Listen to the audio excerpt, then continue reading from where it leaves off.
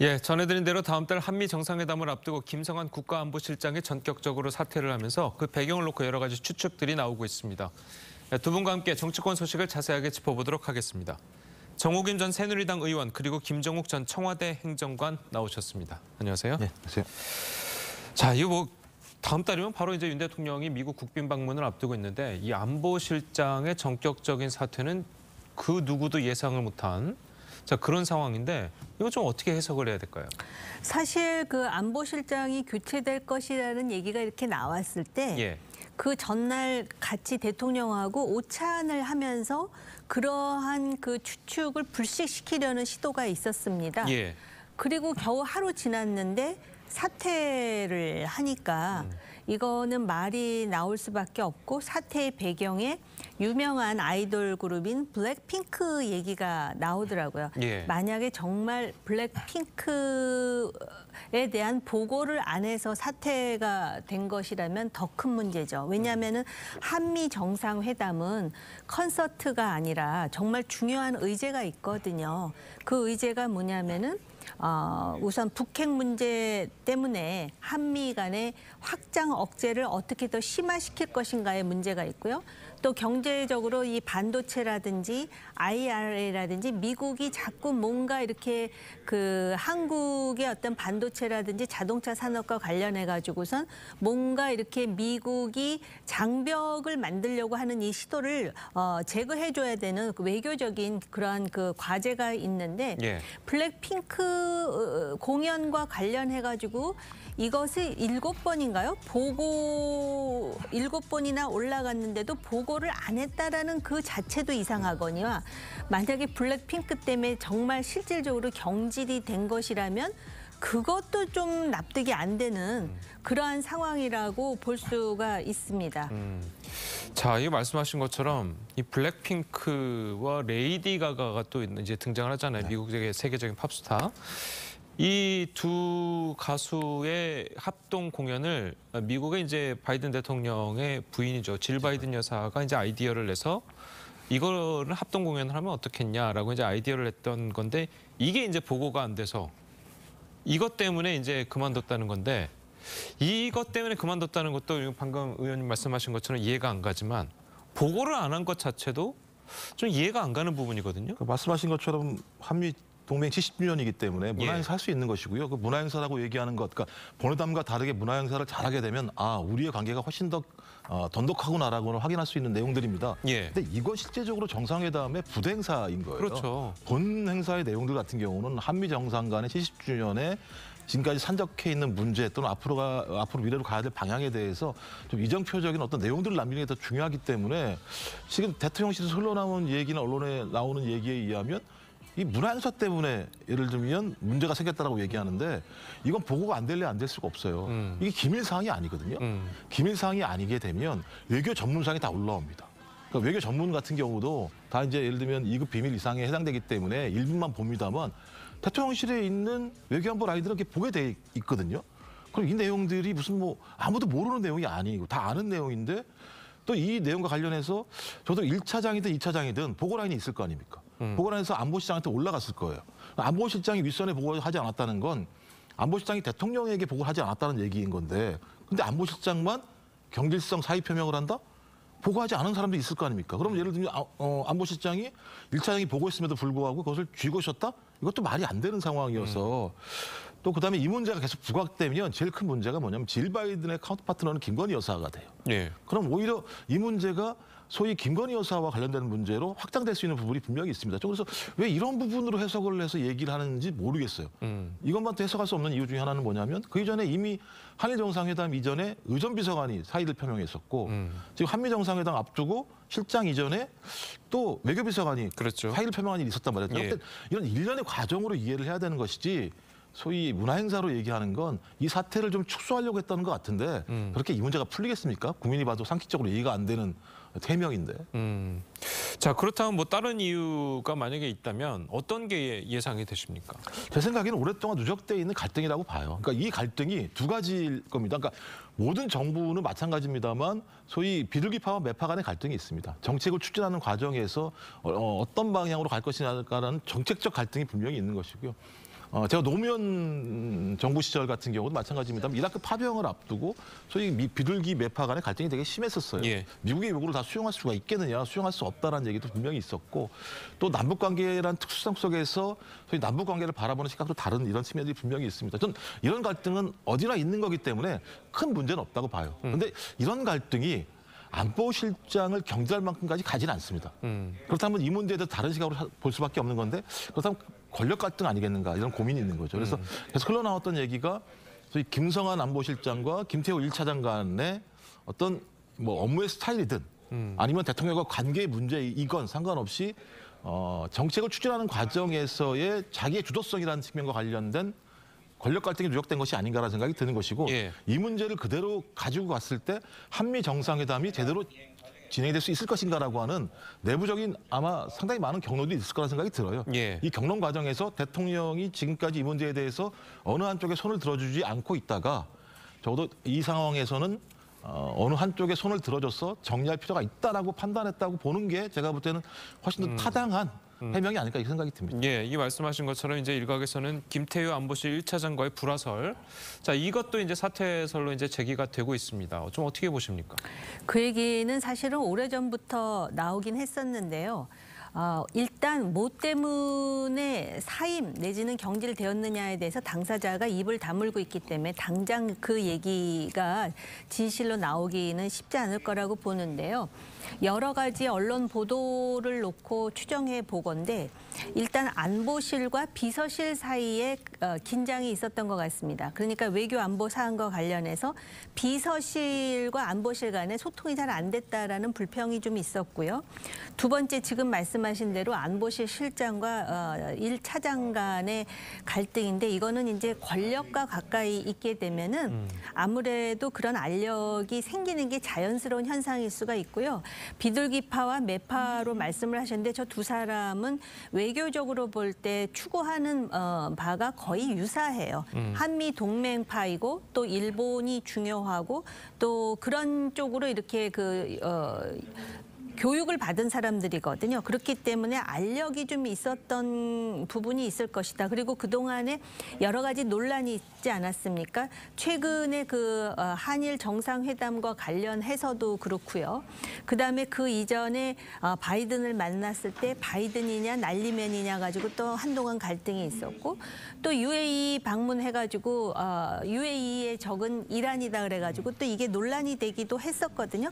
그 과정에서 어쨌든 우리가 알 수 없는 그런 알력이 있을 거라고 생각이 되고요. 그다음에 저는 개인적인 생각이긴 하지만 대통령과 실장 간의 외교와 관련해서 완전히 의견 일치가 됐던 것은 아닌 것 같아요.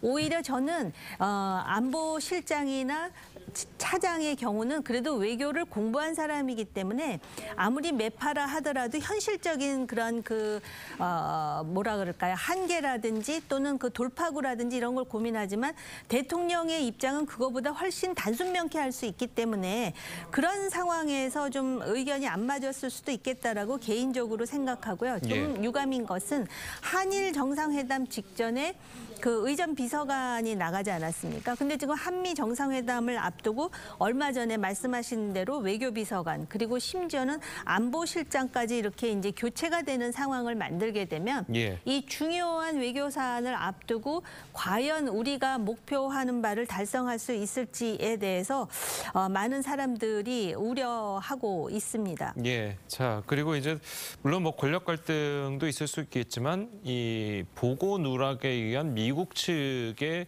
뭐라고 해야 될까요? 뭐 항의라고 해야 될까요? 미국 측에서 한 5차례, 7차례까지 이제 항의를 했다는 이야기가 전해져서 그것과 관련해서 이제 문책성이 인사가 됐다라는 분석도 있거든요. 특히 안보실장 후임으로 이제 조태용 주미대사가 이제 내정된 것으로만 봐더라도 그만큼 미국을 좀 신경 쓴 인사가 아니겠느냐. 자, 이런 지적도 있어요. 제가 볼 때는 한미 정상회담 매우 중요한 상황이죠. 우리 같은 경우 말씀하신 것처럼 확장 억지를 어느 수준까지 확보할 수 있을 것인가라는 문제가 매우 중요하고요. 왜냐하면 지금 일관되게 이 현 정부가 정책을 추진하는 과정의 핵심적인 내용은 북한의 위협으로부터 어떻게 하면 우리 안보를 얻어낼 수 있을 것인가라는 문제 때문에 한일 관계도 개선하는 것이고 예. 저희 미국을 통해서 확장 억제력도 확보하는 문제가 있기 때문에 한일 정상회담 이후에 마지막 어떤 결론을 낼 수 있는 것이 한미 정상회담이라는 생각이 듭니다. 그래서 여기에 최선을 다하는 건 맞습니다만 저는 만약에 보고 내용 자체가 저희 그 문화행사라고 얘기한다면 이해가 안 되는 거예요. 문화행사를 5번 정도 보고를 미국에서 우리한테 얘기를 했는데 그 내용에 대해서 우리 정부가 아무것도 진전된 내용이 없었다. 그러니까요. 이것 때문에 안보실장이 사의를 표명한다라고 얘기하면 미국의 압력에 의해서 한국의 국가안보실장, 그러니까 외교안보를 총괄적으로 책임지고 있는 국가안보실장이 사의를 표명했다? 이건 매우 안 좋은 외교적인 논란이 될 수 있습니다. 이런 어떤 원인과 결론이 나오게 된다면 그렇다면 일종의 미국이 자기의 의도를 가지고 소위 한국을 압박하게 되면 국가안보실장도 사의를 표명할 수 있다는 얘기 아니겠습니까? 저는 그렇지는 않다는 생각이 들기 때문에 오히려 제가 볼 때 내부의 문제였다는 생각이 들고요. 미국이 제가 볼 때 그 문제로 안보실장을 뭐 예를 들면 문제되게 하지 않았을 거라고 봐요. 그건 외교적으로 말도 안 되는 상황이에요. 아무리 그런 문제가 있다고 하더라도 외교적인 차원에서 논의를 통해서 서로 협의를 해서 풀어가면 되는 문제이지 왜 5번 보고했는데 왜 아무런 대답이 없어. 당신들 문제가 있는 거 아니야? 이렇게 얘기할 수가 없는 상황이기 때문에 저는 이 문제는 오롯이 내부의 문제라는 생각이 들고 어떤 이 문화행사라기보다는 오랫동안 누적돼 왔던 소위 외교안보실 내부의 문제 또는 외교안보실과 대통령을 모시고 있는 비서실 라인 간의 갈등이 매우 강하게 갈등을 빚어오다가 어느 순간 대통령이 이 문제에 대한 고리를 끊지 않게 되면 더 안 되겠다는 판단을 했다는 생각이 드는데 제일 큰 문제는 이제 김성한 안보실장이 이제 사의를 표명한 한 얘기입니다. 저로 인한 논란. 저는 오히려 그게 더 큰 논란이에요. 저로 인한 논란이 뭔지를 모르겠어요. 그러니까 그 논란을 밝히지 않게 되면 계속 그 저로 인한 논란이라는 얘기가 꼬리에 꼬리를 물 수밖에 없습니다. 저는 빨리요 대통령실이 이 문제에 대해서 명확하게 국민한테 설명하는 게 훨씬 더 좀 빠르게 이 논란을 갖다가 좀 봉합할 수 있는 방법이라는 생각을 합니다. 예, 뭐 교수님 말씀대로라면 지금 제일 억울한 사람은 뭐 블랙핑크일 수밖에 없을 것 같긴 한데, 자 어쨌든 그 조태용 현 주미대사의 내정 인선과 관련해서 여러 가지 또 해석이 나오는 것도 사실이지 않겠습니까?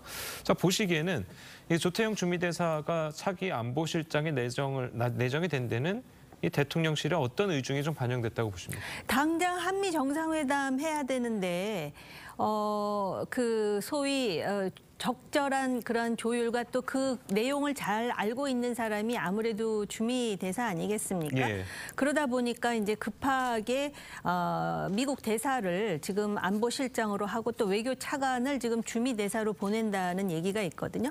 그러니까 계속 이렇게 이제 돌려막는 형식으로 지금 급하게 움직이고 있는 것 같고요. 아무래도 주미 대사니까 한미 정상회담과 관련해서 그동안의 그 피드백이 잘 이루어졌을 거라는 그런 대통령실의 판단이 작동했다라고 보고요. 예.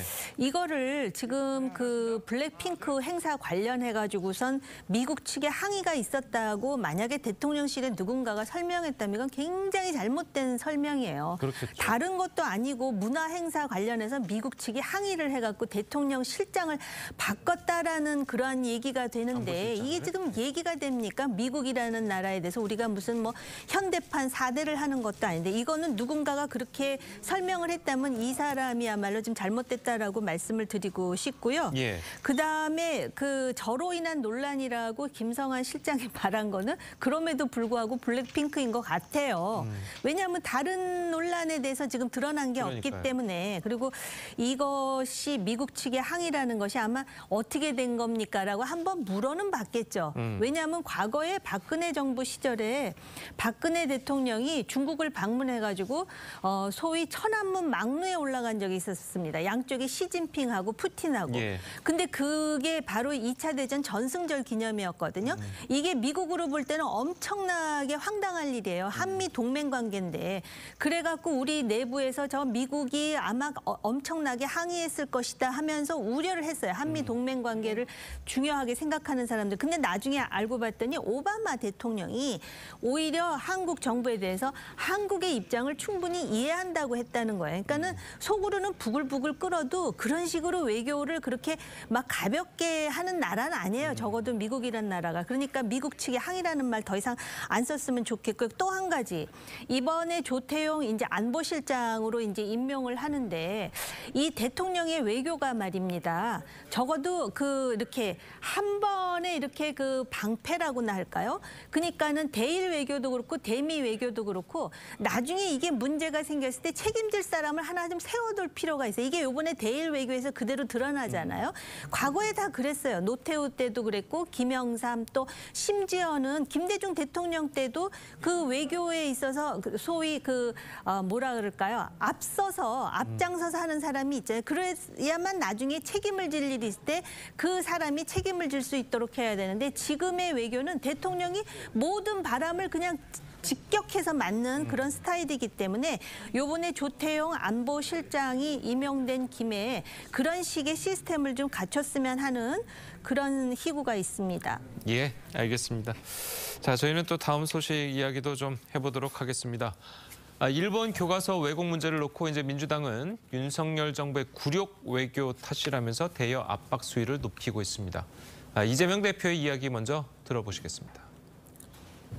간도 쓸개도 다 내주고 뒤통수까지 맞고 있는 격입니다.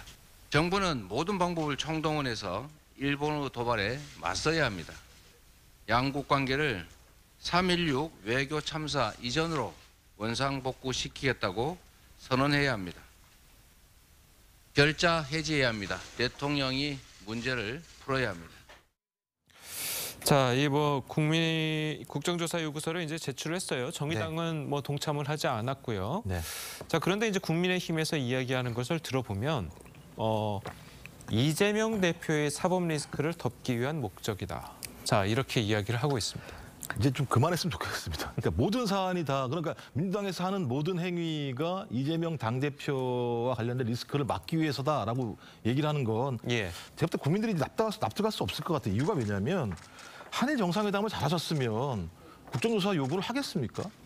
기본적으로 이번에 보게 되면 적어도 대통령 스스로가 영업사원이라고 말씀하시고 한일 관계 개선을 해서 결단을 했다고 내려가셨는데 그래서 많은 보따리를 가지고 간 거 아니겠어요? 일본에 대해서 제3자 대의변이 하겠다고 얘기했고 향후에 구상권 청구도 하지 않겠다고 얘기를 하고 그다음에 다양한 지소미아 다양한 부분들을 가지고 왔음에도 불구하고 돌아온 건 뭐냐면 반도체 관련된 3대 어떤 품목에 대해서만 수출 금지를 갖다 해제하는 것만 가지고 왔어요.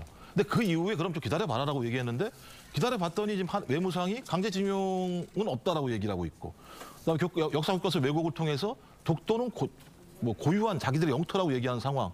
이 문제와 관련해서 소위 대통령과 대통령실에서 어떤 얘기를 하는 부분과 관련해서 국민들이 납득할 수가 없는 측면들이 분명히 있는 거죠. 그러면 국정조사를 통해서 소위 어떤 것이 문제가 있는 거야. 왜냐하면 국민의 생명과 안전 문제와 관련해서 소위 후쿠시마 오염수가 진짜 방류하게 되면 우리 국민이 피해를 보게 되는 문제가 분명히 있는 거죠.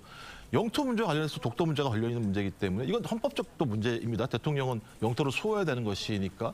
거기다가 예를 들면 주권 문제인데 우리 헌법에 의하면은 3.1 자주독립 만세운동을 이어받은 상해 임시정부 법통을 이어받았다고 얘기하고 있어요. 그러니까 이런 전반적인 상황에 대해서 뭔가 제대로 해명이 안 되는 상황이기 때문에 예. 왜 한일 관계 개선을 하려고 하는 건지에 대한 근본적인 질문들을 야당이 하겠다. 근데 이 문제를 국정조사를 하겠다고 얘기하는 건데요.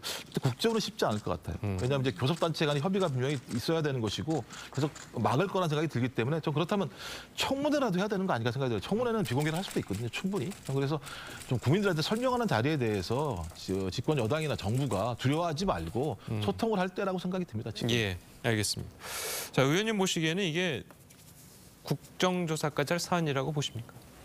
아니, 민주당 정권 하에서도 국정조사 정상회담의 내용을 국정조사에서 일일이 공개하는 것은 옳지 않다고 그 당시에 정무수석이 일갈한 적이 있지 않습니까? 2018년에 남북 정상회담과 관련해 가지고 원전을 제공하기로 약속한 것이 아니냐. 그 당시 도보다리에서 왜 USB를 건네주고 해가지고 굉장한 논란이 있어서 2021년인가 국민의힘에서 국정조사 요구서를 제출한 적이 있어요. 국민의당과 함께. 그랬을 때 최재성 정무수석이 정상회담에서 오갔던 얘기를 무조건 공개하면은 나라가 무엇이 되겠는가 이렇게 이렇게 한 적이 있어요. 그래서 예. 국정조사가 안 된 것으로 제가 이제 기억을 하고 있거든요. 그런데 이번에 이제 대일 외교와 관련해 가지고 논란이 많은 것도 사실이고요. 또 어찌됐든 간에 뭐 민주당에서 그걸 의도하든 하지 않았든 간에 이 대일 외교 때문에 사법 리스크가 이렇게 사회적 분위기로 볼 때 이렇게 들어가는 것 같은 분위기가 있는 것도 부정하기는 어렵지 않을 것 같습니다. 그럼에도 불구하고 지금 그 한일 정상회담 후에 또 교과서 문제 때문에 또 한 번 이제 국민들이 부글부글 하는 상황이거든요. 그 독도 문제도 그렇고 초등학교 교과서와 관련해 갖고 강제징용과 관련해서도 뭐 동원이라든지 참여라든지 이러한 언어 도단의 용어를 써가면서 자신들의 만행을 그 은폐하려고 하는 것이 아닌가. 그래갖고 외교부에서 대사를 불러갖고 문제를 제기하니까 대사 대신에 아마 이제 공사가 왔던가 그랬는데 그런 지적은 옳지 않다라고 얘기해갖고 가뜩이나 지금 부글부글하는 국민의 마음에 불을 지르는 상황이거든요. 그렇기 때문에 지금 그 정상회담과 관련해서 그리고 또 일본 언론에서 무분별하게 나오는 무책임하게 나오는 일련의 보도 내용에 대해서 정부 차원에서 쭉 한번 정리를 하고 명쾌하게 그래서 지금 국익을 위해서 이런 일을 행했다. 그리고 야당과 이런 부분에 대해서는 보고하겠다. 야당에게도 알려주겠다. 뭐 이런 식의 일련의 어떤 그런 행동은 지금 필요한 상황이라고 보여져요. 예, 알겠습니다. 자, 오늘 두 분 말씀 여기까지 듣겠습니다. 잘 들었습니다. 고맙습니다.